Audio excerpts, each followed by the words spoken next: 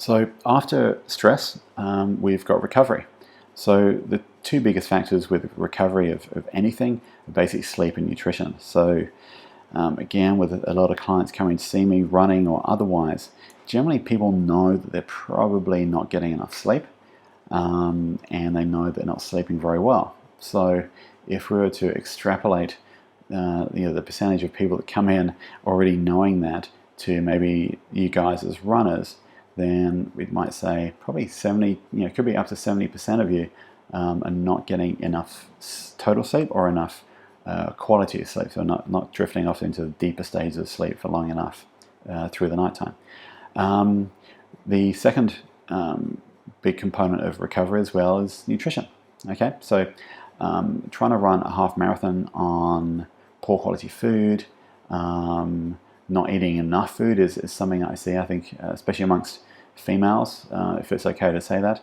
I find a lot of females who are doing, sort of undertaking some fairly substantial athletic endeavors are still going into that endeavor with a weight loss or dieting mindset, when really we need to go into that endeavor with a performance mindset. Okay, so what you're going to do for performance is not necessarily the same thing that you need to be doing and considering thinking about when it comes to, say, dieting and weight loss and restricting food and this sort of thing. Okay, and another component of nutrition there is actually getting enough good quality food in. So getting enough micronutrients, so vitamins and minerals and this sort of thing. These are all really important things when it comes to recovery. Okay, just a little sort of one of my favorite rants is carbohydrates. Trying to sort of get into performance endeavors when you're not eating enough carbohydrates is not a very great idea at all. Okay, so certainly looking at sleep and nutrition.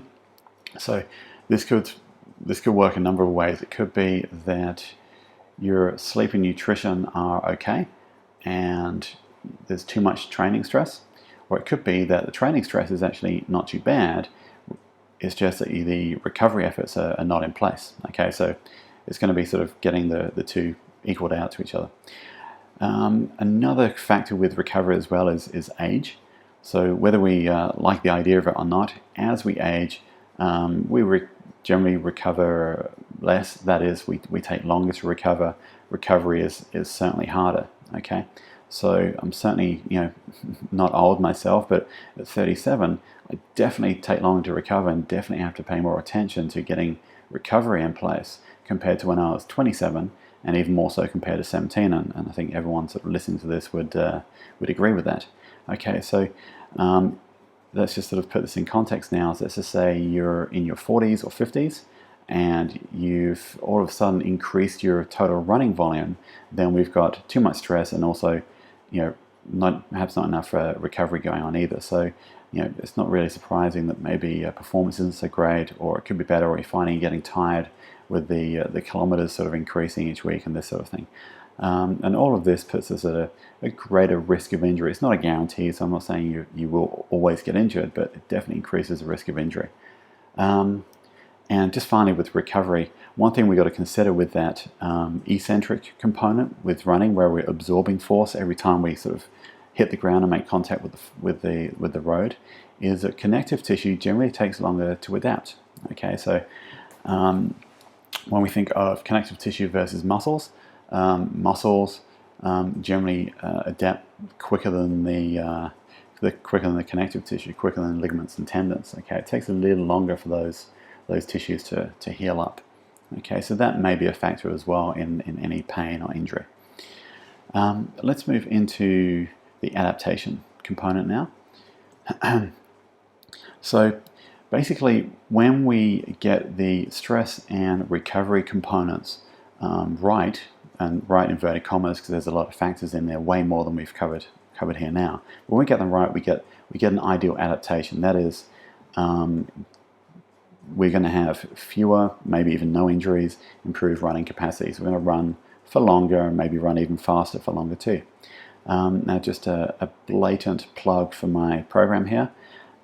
presenting the marathon maintenance program, actually looks into all this individually, because we all have different stresses. So with the stress component, it's not just training stress, it's accumulation of life stress. Okay, so the maintenance program looks at working all this out for you on an individual basis. However, if we see that there is poor adaptation, then chronic injury suggests that something is probably a little bit off. Okay. However, don't take this the wrong way. I'm not saying poor adaptation or injury and pain and this sort of thing means that you shouldn't do it. If you want to do that half marathon, you absolutely should do everything you can. But the important part there is everything you can. That is looking in beyond just turning up for the runs. Yeah.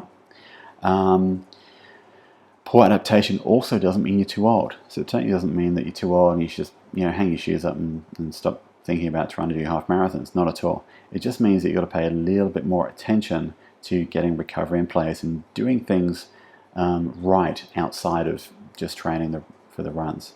Okay. So yeah, hopefully this is going to give me a little bit of context. Generally, the overall message I was trying to sort of put out here with these global factors is that if some of these global factors are not in place, i.e. diet and sleep are not so great, maybe you're increasing your running volume or running frequency very, very quickly over a few weeks or months, then certainly that's going to put you at greater risk of injury. So all the therapy and treatment and so on and so forth in the world is probably going to struggle against some of these global things if they're not in place. Okay. So that was really part one. Hopefully you've taken something from that, and I do hope that for most of you, you've maybe looked and gone, yes, maybe there's some bigger picture things that I can improve on, because generally most people know when they can improve on their diet, know when they can improve on their sleep, know when they can improve on spending time on flexibility and mobility work. We just don't do it. And second sort of main point as well is I really do hope that people aren't sort of listening to me and looking at this and going, if I've got an injury I shouldn't do it, or I'm too old or anything. Absolutely not. You're not too old, and you absolutely should do it if you want to. It just means you might have to consider a few more things, but it's absolutely possible. Now the next part coming up tomorrow will be part two. More of the local factors. So this is where we'll be sort of looking at more of the in-depth, stuff you can do like stretches and so on and so forth. We'll be looking a little bit at mobility technique, muscle imbalances, things that can be tight and weak, and even down to footwear. In addition to part two, again, another unashamed plug for the Marathon Maintenance Program. They did put a little flyer up on the LRC Facebook page. So take a look at that and just let me know if you want some more information. Okay, that's pretty much it. Hope that's helped, and I will speak to you in part two.